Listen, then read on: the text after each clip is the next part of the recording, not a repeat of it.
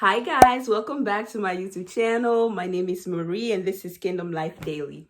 Today we are going to be talking about how to make God a priority in our lives. So I work from home and I used to wake up I start work at 7:30 and I used to wake up exactly at like 7:20, 7:25, just enough time to run to the bathroom, wash my face, brush my teeth, and come back and sit down and log in and start working. And then, throughout the day I will say quick prayers and just move on with my life, right?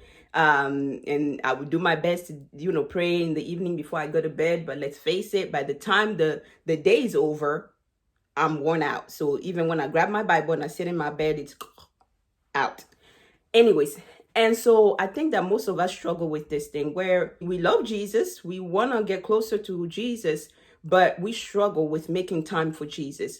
And let me just say this, in any relationship, you need time. You need to have time for the person you're in a relationship with. Otherwise, I don't think your relationship is going to go far. Even as females, like, I say female because I'm a female and that's what I know. I'm not really sure about the guys too much, but for us females, we like for our man to have to have time for us, have, his, and this is, when I talk about time, I'm not talking about where we're just sitting there and you're on your laptop, like working or doing something else. I'm talking about time where it's just me and you. And so that's how a relationship grows. That's how you nurture a relationship, is by making time. And you will know if that relationship is important to you by the time that you make for that relationship. We've all heard stories of children who grew up and felt like the parents didn't have time for them. So, they had to do things on their own. We had no relationship where, one person is working so much they don't have time for their partner, and we see how those relationships fall apart. Well, it's the same in our relationship with God. If we want to grow in our relationship with God, we have to make time for God. We have to make those sacrifices for God. We like convenience. We want God to just know that we love him because, we go to church on Sunday and we speak Christianese, and we try our best to live right and according to the Bible, and we quote the Bible, and we want God to see that and be like, oh, okay, they love me. But we don't want to make the sacrifice of putting time aside to just spend time with him. And especially us in the West, where, work and life is just busy. Like, life is just busy. But again, we make time for the things that are important to us. We make time for the people that are important to us. And if God is important to you and the pursuit of a relationship with God is important to you, you have to make that sacrifice. That could mean waking up earlier, an hour earlier. Yeah, that means waking up an hour earlier. But one of the things that I personally was struggling with, I was telling God, okay, God, like, I do want to wake up earlier, but like, that means I have to go to bed earlier and get my full 8 hours of sleep, because I know you want me to be healthy and, be rested, because I need to be rested. Because if I don't get enough sleep, I'm cranky as a person. Like, that's just me. And so I'm like, God, I need to get my 8 hours of sleep in. That means I have to go to bed early. And time wise, like, that doesn't always work because I have things happening, like things that you gave me. Like, you gave me a whole husband that I need to take care of. You gave me a whole house that I need to take care of. You gave me responsibilities to take care of. And I'm doing all of that for you. So, I need the 8 hours, and that 8 hours, like, waking up early just doesn't work for me. And so even to the point where, like, if I tell myself, okay, I'm going to wake up at like 6, right? Remember I said I start work at 7:30. I say, okay, I'm going to wake up at 6. And I would, start counting. Okay, so if I go to bed at 9, that's 9, 10, 11, 12, 1, 2, 3, 4, 5, 6. Okay, maybe I can push it and go to bed at 10. Like, I'm always calculating. And one day the Holy Spirit told me, like, point blank, stop calculating. Stop calculating. Like, just stop. It's so bad that even when we're in the presence of God, even when we're praying, we're in church, we are calculating. Okay, so I have to do the laundry. So when I get home at 2 p.m. after church, I can do the laundry from 6 to 7. And then from 6 to 7, I take a nap. And then from this time and this time. So we're in church, or we're in prayer in the presence of God, and our mind is just calculating, having a whole to-do list of what we're going to do afterwards, that we are not present.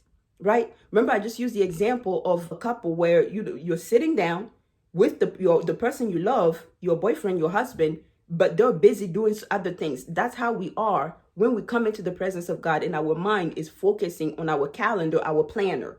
right? And so the Holy Spirit told me, when you're with me, be here. And he made me to understand also that you can get 8 hours of sleep, right? The 8 hours of sleep that we need, and still not be able to get everything that we need done throughout the day. He said that to make me understand that he's the one who gives me strength. And I'm like, okay, because the Bible tells us, right, how Jesus will go away, even nights, right, and spend the whole night in prayer and then come back in the morning and then just go right into ministry. I don't know if y'all ever caught that, but he will go out and pray all night, come back and just start going. And he's not getting in the car to drive places. He's literally walking from town to town, teaching and preaching. And he's spending the whole night in prayer with God.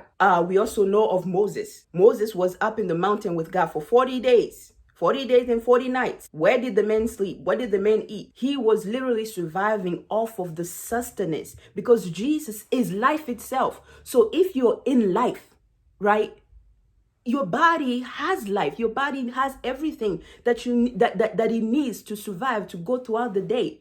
So if I'm getting up, if I'm only getting 2 hours of sleep, I'm not saying don't take care of yourself. Don't get me wrong. But if I'm only getting 2 hours of sleep because I decided to wake up at maybe 3 o'clock in the morning to just go and spend time with God, I'm pretty sure that by the time I get out of that time with God, the Lord can renew my strength to the point that it feels like I got the full 8 hours of sleep that I need. Does that make sense?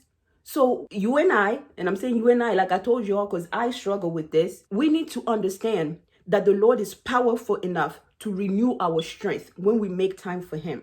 The Lord is powerful enough to give us the grace to do everything that we need to do. If everything that we are doing is really for his glory, we will make the sacrifice of waiting on him and allowing him to refill us. Because I've experienced this. I think this was actually just yesterday. I normally, like I said, I try to go to bed early so I can wake up early so I can spend time with God, right? But yesterday I had to go out. I went out with my mom for her birthday, and I came home late and I was tired.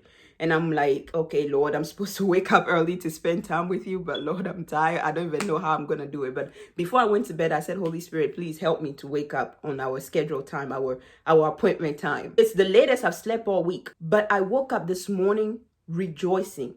I woke up this morning with more strength than I've had all week. All week where I was trying to go to bed at 9, all week where I went to bed at 9 to be able to get my full 8 hours of sleep so that I can, do whatever I need to do. I went to bed later and got fewer hours of sleep and was able to spend time in the presence of God at the very early hour that I set for myself. Not out of my own strength. I asked the Holy Spirit to help me, and he did. He woke me up, he renewed my strength, and he's got me through the day. And right now, I'm filming this video. I don't have bags under my eyes. I don't even look tired. That's because the Lord gave me that strength. So I'm saying all of that to say this. If making God a priority is very important to you, if you're working on your relationship with God and you're struggling with trying to plan things and trying to balance things and trying to do all of that, focus on just spending time with him. Focus on just making time for him. No matter how tired you are, ask him to help you. He will help you. He sees you. He sees you trying to take care of those kids he gave you. He sees you trying to take care of that marriage he gave you. He sees you trying to be a good steward of that job he gave you. So he's not mad at that. But put him first. Even when you're tired, put him first and believe that he's got enough to give your body the energy that he needs to make it through the day. He's got enough to give you the strength that you need to get done what you need done, what he has asked you to get done throughout the day. So break that idol of your planner. Break that idol of your time. And again, being organized, planning is not a bad thing. But when it is to the detriment of your relationship and your intimacy with Jesus, it is an idol and it's a problem. So set a time where you will meet with him all the time, and no matter how tired you are.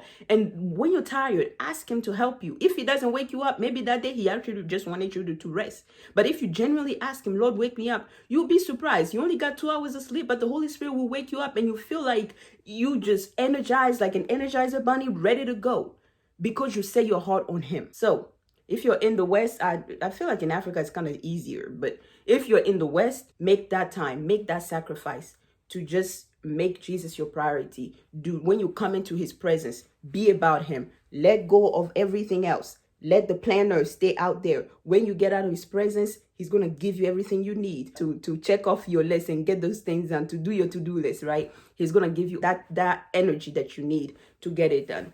And he's probably even give you strategies and things to even make your life way easier. So it's worth it, okay? It's worth it. All right. Anyways, I hope this video was a blessing. And if you haven't already, please go ahead and subscribe to the channel and like the video. Share if you know somebody that's been struggling in their walk with God. Share this with them. Okay. God bless you guys. I love you, and I will see you next time. Bye-bye.